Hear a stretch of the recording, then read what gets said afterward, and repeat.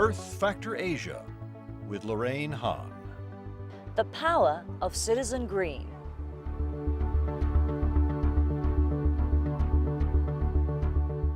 Welcome to Earth Factor Asia from Beijing.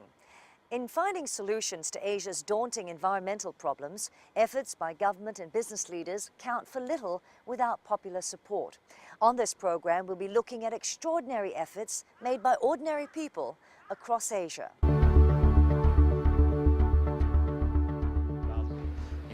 60% of the monitored section of our rivers got contaminated. Being an activist in China, as we've seen, can be a delicate balancing act. But one man who seems to have that balance right is Ma Jun, journalist turned environmentalist. We joined him along one of Beijing's canals, built under Kublai Khan in the 13th century. Canals the government now struggles to keep clean. Ma spends much of his time monitoring industrial pollution in China's waters and air, trying to get factories to do something about it.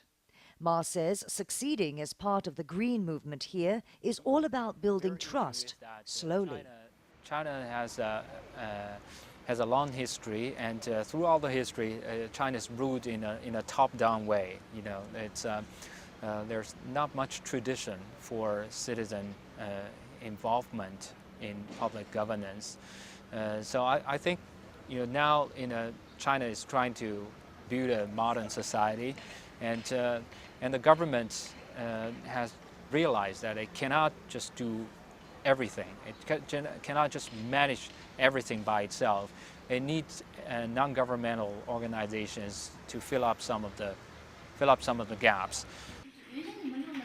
Ma Jun's NGO, the Institute of Public and Environmental Affairs, is tiny. 2 or 3 researchers housed in a small apartment.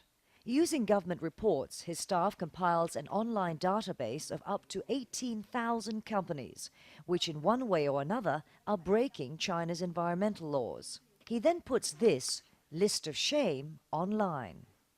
You actually get the data on water quality, the amount of discharge, and the list of polluters by years. Ma showed me a map filled with polluting companies, some of whom, after they're exposed, come to Ma to clear their name.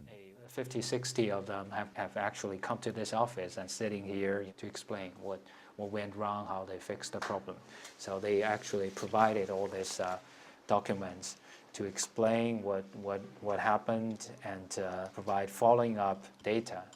So how do you get these companies to come to you? We should start with something more modest. This is a way that obviously is less confrontational. Try to work with the company to solve the problem rather than simply trying to confront them. Overall, Ma says environmental laws are good in China. The issue is enforcement. Obviously, the enforcement of our rules and regulations must be strengthened by the government. What about fines? Cost of violation is much lower than the cost of compliance. The international brand, Carlsberg, it set up a joint venture in northwestern part of China. We send them 2 letters twice a year requiring for a fine, and each time it's 5,000 RMB yuan.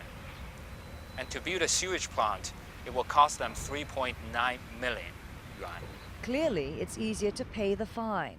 For Ma Jun, catching environmental culprits is a bit like catching fish in this old canal. It takes time and patience and dedication. And that's all for this episode of Earth Factor Asia. I'm Lorraine Hahn. We'll see you again next time.